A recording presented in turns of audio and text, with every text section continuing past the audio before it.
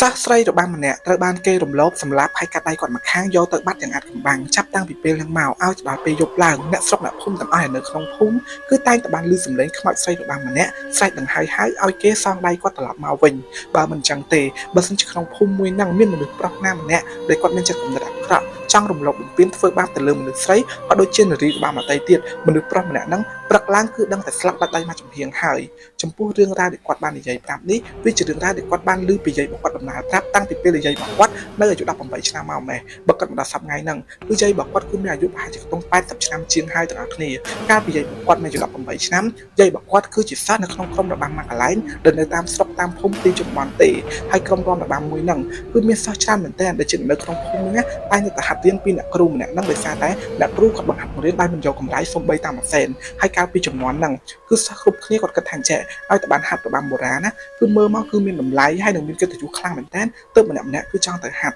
់នៅក្នុងចំណោមសិស្សទាំងអស់នៅក្នុងក្រុមរបាំមួយហ្នឹងគឺមានសិស្សស្រីម្នាក់ដែលស្គាល់ថាជាបុប្ផាហ្នឹងគឺជាមិត្តភក្តិរបស់យាយគាត់នឹងឯងហើយគាត់ថាអញ្ចឹងបុប្ផាហ្នឹងគឺជាមនុស្សស្រីដែលមានរូបសម្រស់ស្រស់ស្អាតខ្លាំងមែនទែនគាត់មិនត្រឹមតែស្អាតប្រចាំនៅក្នុងក្រុមរបាំទេគាត់ថែមតែស្អាតជាងគេប្រចាំនៅក្នុងភូមិថែមទៀតដោយសារតែគាត់មានសម្រស់ស្រស់ស្អាតអញ្ចឹងហើយទើបមនុស្សប្រុសនៅក្នុងភូមិហ្នឹងតែងតែតាមស្រឡាញ់តាមញ៉ាយញងបុប្ផាហ្នឹងហើយអ្នកខ្លះទៀតទាំងអស់គ្នាថែមទាំងចូលទៅដឹងបុប្ផាដល់ផ្ទះថែមទៀតតែបុប្ផាគឺមានគេចូលដឹងជារៀងរាល់ថ្ងៃនឹងឯងប៉ុន្តែបុប្ផាគាត់មានមហិច្ឆតាមួយគឺគាត់ចង់ខ្លាចទៅជានារីរបាំដែលដើររាំនៅតាមភូមិតាមស្រុកតាមខេត្តអីទាំងអស់ដោយសារគាត់ស្រឡាញ់ខាងរបាំនឹងខ្លាំងមែនទែនហើយម្ដាយឪពុករបស់បុប្ផាហ្នឹងណាបើគាត់មានចិត្តគំនិតមួយគឺស្រាញ់តែចិត្តកូនទេបើកូនអត់ទាន់ចង់បានគ្រួសារទេគាត់ក៏អត់លើកកូនឲ្យគេដែរដោយសារតែម្នាក់គឺពេលចូលទៅដឹងអត់បានហើយទៅបុប្ផាបដិសេធអញ្ចឹងផង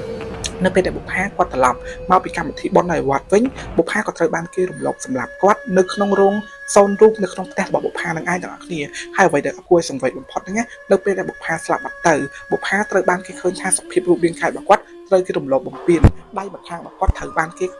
កាត់ផ្ដាច់ហ្មងកាត់ផ្ដាច់អត់ដឹងថាយកទៅណាទេអញ្ចឹងនៅពេលដែលគេបូជាសពរបស់បុប្ផាគឺគេបូជាបានតែខ្លួនប្រាណរបស់គាត់ទេចំណែកដៃរបស់គាត់គឺបាត់រកអត់ឃើញទេទាំងអស់គ្នាគឺបាត់យ៉ាងអាថ៌កំបាំងខ្លាំងមែនតើដោយសារតែបុប្ផាគាត់ស្លាប់ទៅទាំងអយុធធម៌ហើយដៃគាត់ម្ខាងត្រូវបានកាត់ផ្ដាច់ទៀតអញ្ចឹងគឺគាត់អត់សក់ចិត្តទេទាំងអស់គ្នារាល់យប់អ្នកស្រុកអ្នកភូមិនៅពេលដើរកាត់មុខតែបុប្ផាគឺតែងតែបានឮសំឡេងបុប្ផាស្រែកសងដៃអញវិញសងដៃអញវិញសំឡេងនេះគឺស្រែកផ្អើលឡើងពេញភូមិនឹងឯងឪពុកម្ដាយរបស់បុប្ផាគាត់ព្យាយាមអស់ឲ្យទាំងអស់គ្នាព្យាយាមនៅក្នុងការរកដៃកូននៅជុំវិញបរិវេណផ្ទះរកអីប៉ុន្តែរកអត់ឃើញសោះអញ្ចឹងហើយទៅបុប្ផាគឺគាត់អត់សក់ចិត្តទេទាំងអស់គ្នាគាត់ត្រូវតែដើររកដៃរបស់គាត់ត្រឡប់មកវិញឲ្យបាននឹងឯងហើយតែសំខាន់មួយទៀតទាំងអស់គ្នាដឹងស្រាប់ហើយថាមនុស្សស្រីដែលគាត់ជាអ្នករំលបាំគឺគាត់ស្រឡាញ់ដៃខ្លាំងមែនតើគាត់ថែរក្សាដៃរបស់គាត់តាំងពីក្មេងៗរហូតដល់គាត់ខ្លាចទៅជានាដការីឬមួយក៏អ្នករំលបាំគឺគាត់ស្រឡាញ់ដៃរបស់គាត់ថាសុកត្រូវបានគេសម្លាប់ឲ្យដៃគាត់ទៅបាត់តែអាណាគេនឹងសុកចិត្តទៅគាត់ព្យាយាមធ្វើបាបលងបន្លាចទៅលើមនុស្សប្រុសដទៃទៀតណាដែលគាត់មានបំណងអាក្រក់ទៅតែងទៅលួចមើលមនុស្សស្រីដែលហាត់របាំឬមួយក៏ចង់ធ្វើបាបទៅលើមនុស្សស្រីរបាំអីផ្សេងៗនៅក្នុងផ្ទះបណ្ឌិតគ្រូនឹងថែមទៀតទាំងអស់គ្នា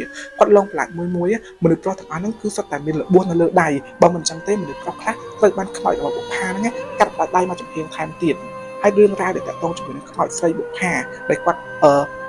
់តាមលងបន្លាចមនុស្សប្រុសហ្នឹងគឺល្បីខ្លាំងមែនតើល្បីខ្លាំងដល់ថ្នាក់អ្នកស្រុកភូមិយករឿងនេះនិយាយតគ្នារហូតដល់មានបន្លាចម្នាក់គាត់ត្រូវចូលមកក្នុងភូមិស្រុកហ្នឹងដើម្បីជួយរកយុត្តិធម៌ឲ្យបុប្ផាឲ្យរកដៃរបស់គាត់ត្រឡប់មកវិញនឹងអ្នកគ្នាចំពោះរឿងរ៉ាវបន្តទៀតហ្នឹងអ្នកគ្នាអាចតាមដានទស្សនារឿងសងដៃខ្ញុំវិញដែលនឹងធ្វើការចាក់បញ្ចាំងនៅថ្ងៃទី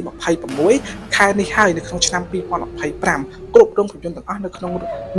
ងប្រទេសកម្ពុជារបស់យើងហ្នឹងហើយរឿងសងដៃខ្ញុំវិញហ្នឹងវាក៏ជាស្នាដៃនិពន្ធរបស់ខ្ញុំដែរហើយអីទាំងអស់ដែលខ្ញុំបានរៀបរាប់មកហ្នឹងទាំងអស់គ្នាវាជារឿងមួយដែលខ្ញុំនិពន្ធឡើងដើម្បីដាស់ស្មារតីទៅដល់អ្នកដែលគាត់ឆ្លាញ់របាំបុរាណរបាំអីចឹងទៅឲ្យគាត់ដឹងថាចេះតែការហាត់របាំបុរាណហ្នឹងគឺត្រូវហាត់របៀបម៉េចអីអញ្ចឹងណាឲ្យគាត់ដឹងថាទុកលំបាករបស់អ្នកហាត់របាំបុរាណគឺពិបាកខ្លាំងមែនតើមិនងាយស្រួលដូចអីដែលយើងគិតទេហើយតួអង្គបុប្ផានិងមិត្តភក្តិរបស់បុប្ផាហ្នឹងទៀតបើអ្នកទាំងអស់គ្នាចង់ដឹងថាពួកគាត់នឹងធ្វើបែបណាខ្លះដើម្បីរកយុត្តិធម៌ឲ្យខ្លួនឯងទាំងអស់គ្នាកុំភ្លេចឲ្យសោះទៅតាមដានរឿងសងដៃខ្ញុំវិញហ្នឹងខ្ញុំធានាថាអ្នកទាំងអស់គ្នានឹងមិនខកចិត្តទេព្រោះរឿងសងដៃខ្ញុំទេនេះសងដៃខ្ញុំវិញគឺជារឿងមួយដែលខ្ញុំឆ្លាញ់បំផុតហើយខ្ញុំដាក់ចិត្តដាក់កាយធ្វើវាខ្លាំងមែនតើហើយរឿងហ្នឹងមិនមែនត្រឹមតែជារឿងលងបន្លាចរឿងខ្លោចរន្ធត់អីទេប៉ុន្តែវាផ្សារជាប់ជាមួយនឹង វប្បធម៌ប្រពៃណីរបស់ជនជាតិខ្មែរយើងនឹងឯងទាំងអស់គ្នាអញ្ចឹងសិទ្ធិទាំងអស់គ្នាស្រឡាញ់